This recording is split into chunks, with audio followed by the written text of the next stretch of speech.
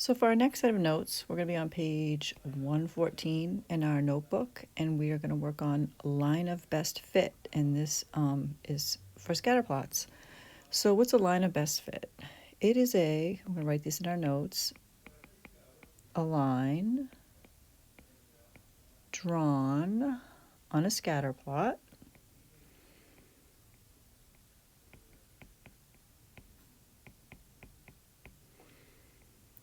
that is close to most of the data points.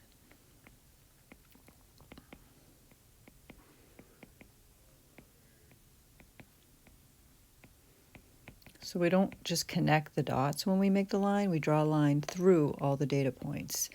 And we use this to predict or to estimate. I'm going to write it down here. Estimate or predict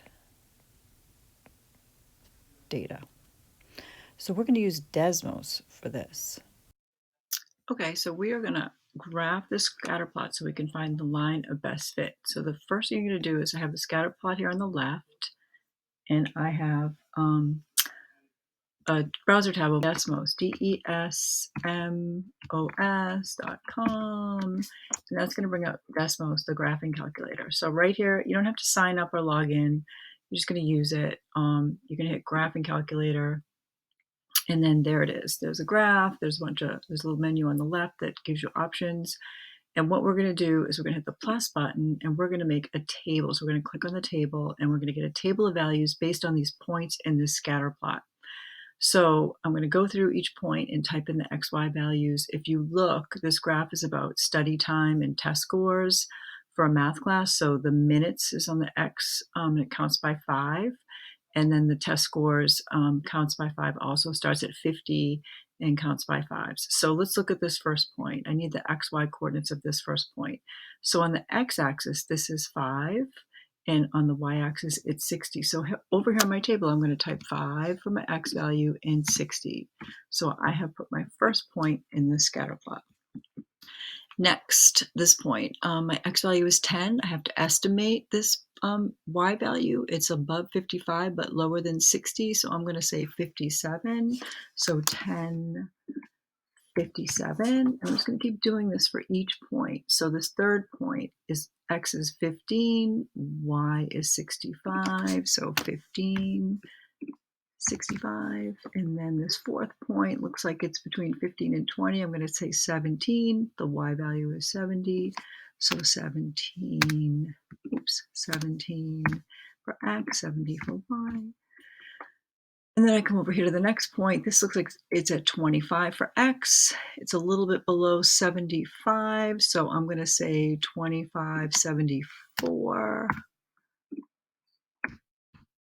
And then when I get to this point, there's 2 on this x value. 30 is the x value. This first one is 3070. So I'm going to type in 3070. And that's okay with scatter plots. Remember, the data is scattered.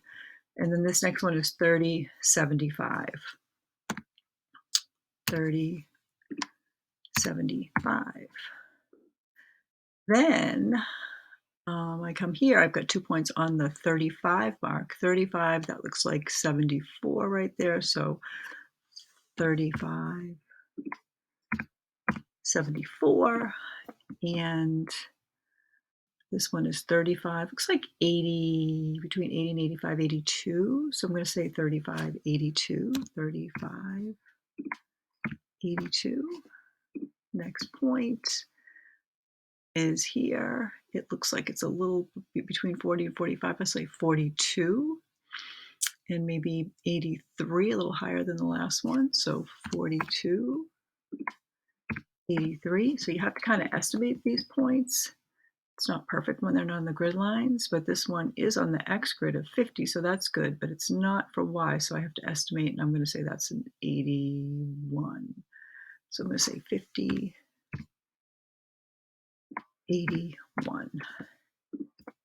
There's another 50 point, and this looks like it's just a little above 90. I'll call that 91. And I'm going to go to this point here. This point is between 55 and 60. I'll say 57. It's on the 95 mark. So 57, 95. And then this last point here is on the 60 for X and 90 for Y. So I should have how many values? Let's see. 1, 2, 3, 4, 5, 6, 7, 8, 9, 10, 11, 12, 13, 14 points in the scatter plot. And then in the table, I have 1, 2, 3, 4, 5, 6, 7, 8, 9, 10, 11, 12, 13, 14. I have 14 points in the scatter plot. Perfect.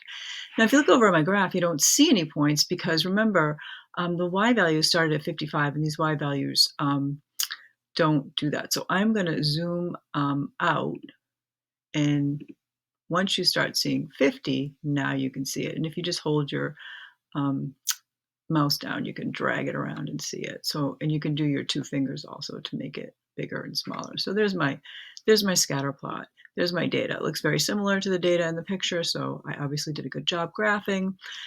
So this question wants to know, it shows the relationship between the minutes spent studying and the test scores for a math class. We talked about that. The X is the minutes, the Y is the test scores. Which line best represents the data? And they give you 4 lines.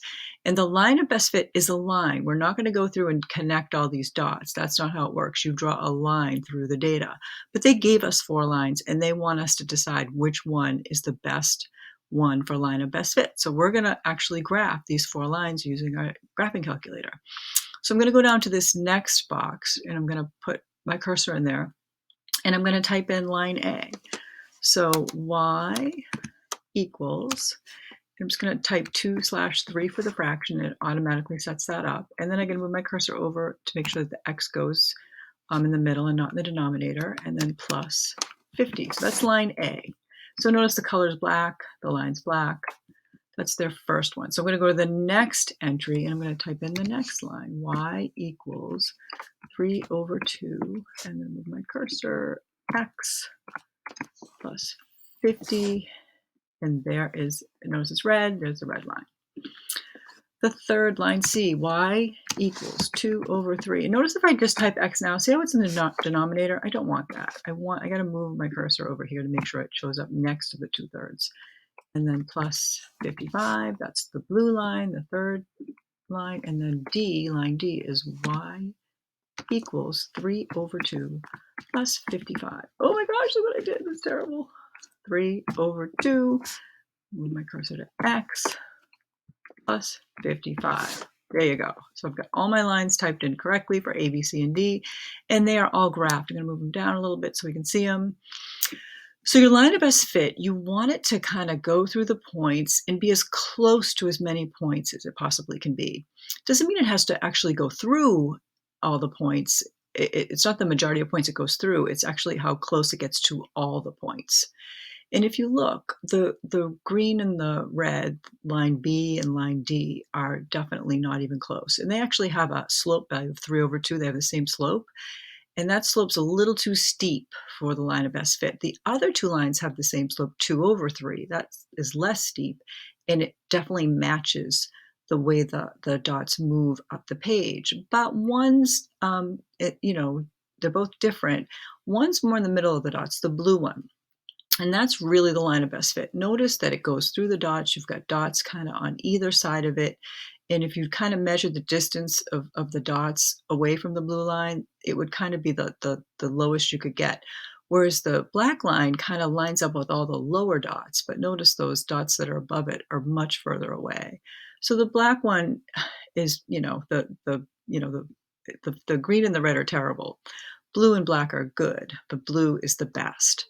So line C is going to be your answer for this. For your notes, you need to get a screenshot of this to submit as part of your notes. So you're not only going to take a picture of your notes that you fill in, but you're going to take screenshots of your Desmos graphs that you make. So what you're going to do over here is you're going to hit Share Graph, and it gives you some options. You can export the image and it gets downloaded to your computer. You just have to make sure you know where it is to put it onto your assignment. The other thing too, you could get a link right now. I could just say copy. It gives me a link.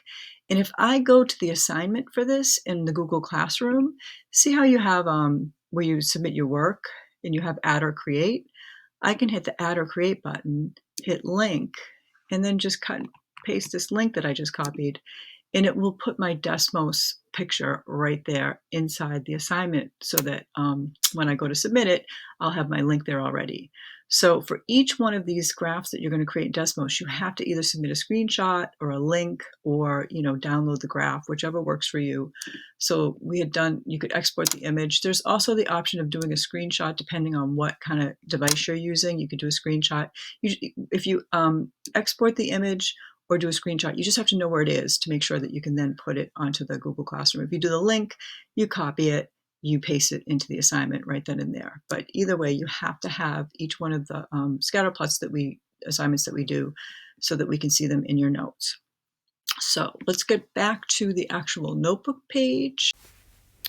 Okay, so we just went through the activity on Desmos where we created the scatterplot, graphed these 4 lines, and we came up with line C as the line of best fit for this particular graph.